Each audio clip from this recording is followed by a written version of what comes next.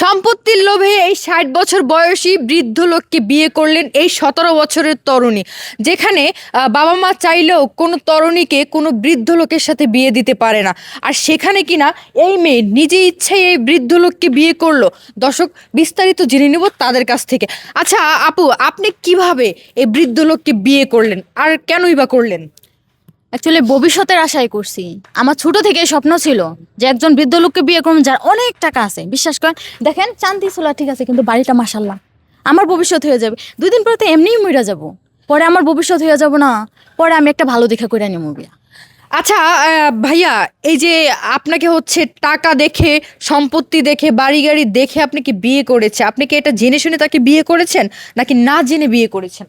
না, আমি জেনে শুনে বিয়ে করছি এবং ওর সাথে আমি 6 মাস প্রেম করছি।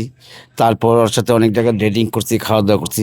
ও খুশি, আমিও খুশি। মানে সুন্দরী মেয়ে দেখে লোভ সামলাইতে পারেননি? জি না, সেটা না। আসলে আমার আমার বউটা মানে ওর মা আজকে 20 বছর আগে মারা গেছে।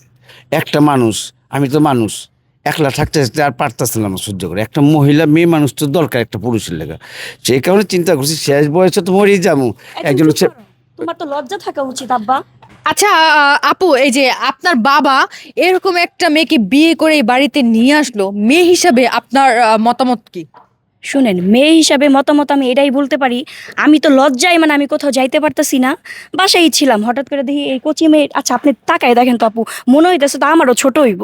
হ্যাঁ, আমি ওরা কিভাবে মা ডাকমু, আমার আয় কইতেছে কি কয় এরা তো নতুন মা। আচ্ছা, আপনি মা হিসাবে কি তাকে মেনে নিয়েছেন? না, আমি কেন মেনে নিব?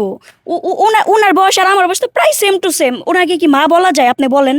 হ্যাঁ, কি করবে? আরে শুনেন, দাঁড়ান, আমি একটা কথা বলি আপু, এই মেয়েটা একটু আগে আপনাকে কি বললো যে আমার বাপের বাড়ি ঘর আছে, সম্পত্তি আছে, এগুলা বলছে, রাইট? তাহলে এই মেয়েটা অবশ্যই আমার বাপের সম্পত্তি দেখে, টাকা পয়সা দেখে আমার বাপের মানে ঘাড়ে ঝুলছে।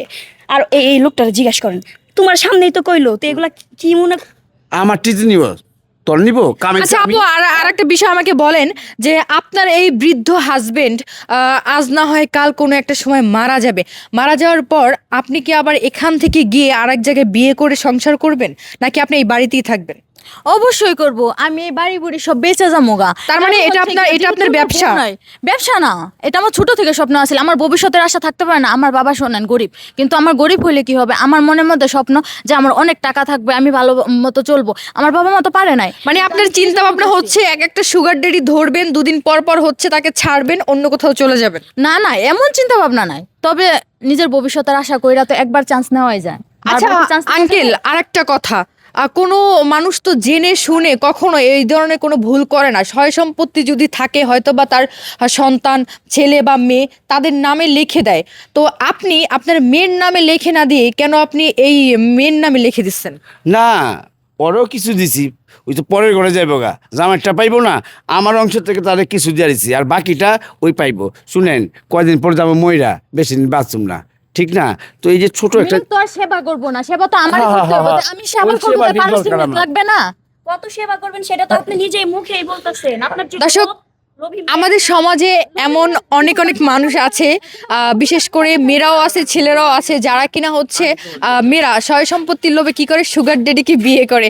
সুগার ডেডিকে বিয়ে করে আজকে মনে করেন যে আরেকটারে ধরবে, কালকে আরেকটারে ধরবে, এরকম করে। তো যারা হচ্ছে এরকম চিন্তা ভাবনা নিয়ে ঘোরেন, আমাদের এই আজকের ভিডিওটা শুধুমাত্র সতর্ক করার জন্য, তাদের জন্য করা হয়েছে। ধন্যবাদ।